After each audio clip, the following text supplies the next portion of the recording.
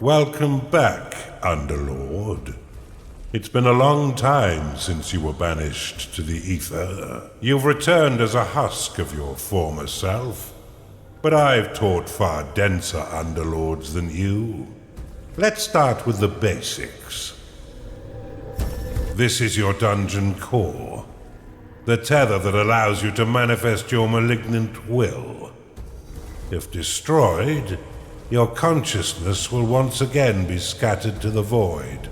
Your workers are an extension of your dark will. They have many jobs, but their main focus is in carving out the halls of your dungeon. Put them to work by clicking and dragging your cursor upon the flashing tiles to tag them for excavation. Your workers will now rush forth to dig out and claim the tagged area.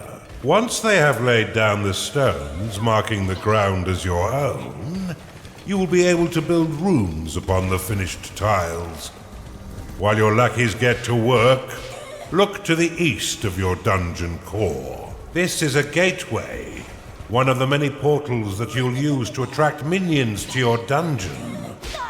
Order your workers to dig a path to it now.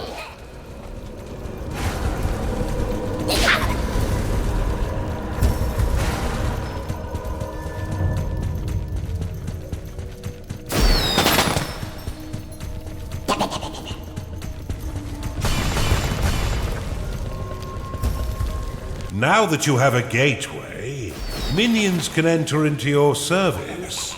But first you'll need to build the rooms necessary to entice them in. Start by building a barracks. This room will allow your minions to hone their combat skills without the risk of permanent death or disfigurement. Select it and build it by clicking and dragging your hand across the claimed tiles. Most rooms must be built at least 3 by 3 in order to function properly, though the lair and vault are effective at any size. A gnarling has entered your dungeon. Attracted by the barracks, these green-skinned scrappers aren't quite right in the head, and they'll happily hack at your foes until someone is dead. Outside of combat, gnarlings will train themselves within your barracks. You can pick them up with a click if you find them slouching off, then deposit them anywhere within your dungeon with a right click. For further entertainment, you can always put yourself directly into their head by casting possession upon them. A gnarling has entered your dungeon.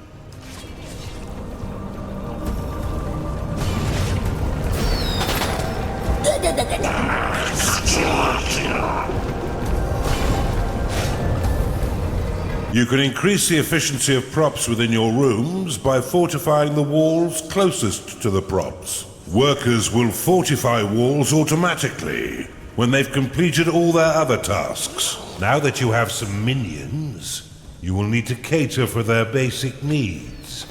First, build a lair so the pitiful little meat sacks can get some rest.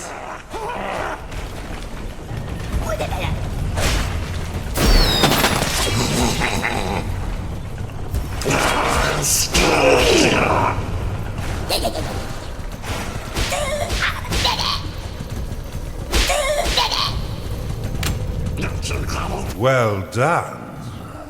But see how your gold reserves have been depleted. Command your workers to mine some of the nearby gold by tagging the gleaming tiles. They collect and return gold to your dungeon coffers, allowing you to spend it on whatever your dark heart desires. Your core can store up to 16,000 gold pieces. But if that number sounds pitifully small, or if wealth inspires the evil in you, simply build a vault to store more. Now that you've got a bit of coin in your pocket, you can build a slaughter pan. This room produces scores of micro-piglets, a delicacy that will sustain the weak flesh of your minions by filling their bellies with succulent pig flesh.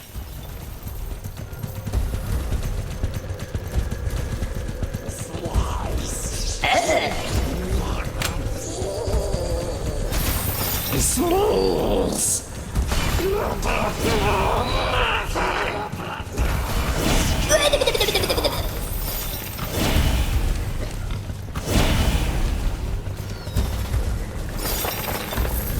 Your dungeon has been breached. Cast Rally upon these spectres, and your minions will immediately sally forth to wreak bloody havoc.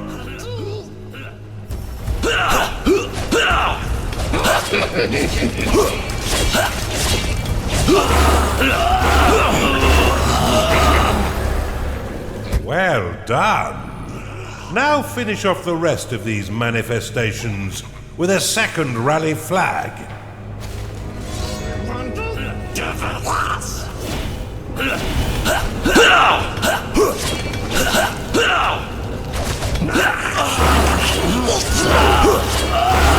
Your gnarlings made short work of those spectres, but see how they still circle the flag. You can dismiss rally flags by slapping them with a right click.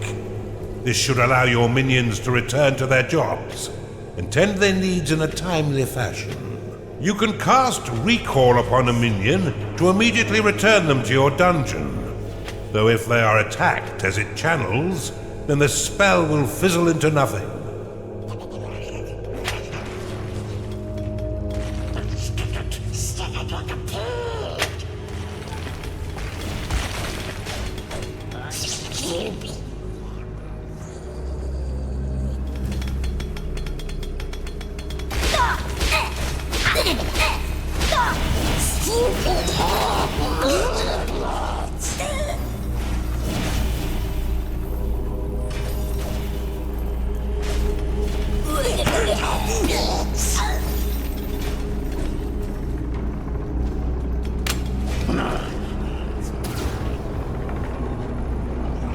You're on a roll, Underlord, and I've been waiting far too long to begin my war for the Overworld. Let us enter the realm of Kairos and continue your retraining against a more fitting enemy.